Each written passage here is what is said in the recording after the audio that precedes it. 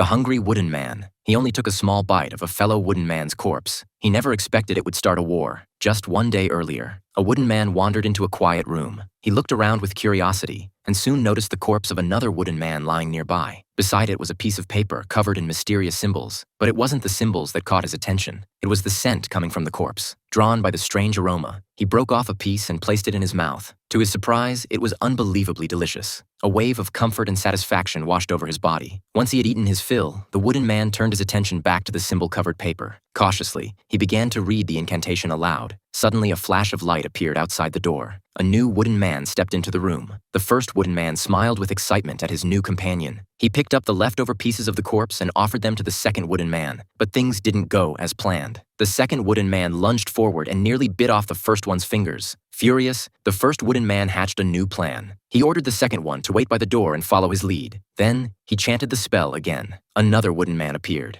This time, the first one lured the newcomer into the room. He and the second wooden man attacked and killed the third. At last, they had more food, but it didn't last long. Soon, they were hungry again. The first wooden man rushed over, picked up the spell paper, and prepared to summon another victim just like before. The second wooden man quickly stopped him. He argued that if they summoned a helper instead of another victim, they could hunt more efficiently. The first one thought it over. It made sense. He read the spell once more. This time, the light outside the door was followed by a rain of wooden shards. The third wooden man stepped inside. As a show of trust, the second wooden man offered him one of his own fingers to eat. They formed a team. The third wooden man would summon more, while the first and second would wait behind the door and attack. The plan worked perfectly. But as always, the first and second wooden men devoured the food too quickly, leaving only a small scrap for the third. Angry and betrayed, the third wooden man read the spell himself and summoned another ally to fight by his side. The first wooden man also summoned reinforcements. Soon, the room was filled with wooden men. Two rival factions formed, one led by the first, the other by the third. They fought relentlessly, each side determined to wipe the other out. When the dust settled,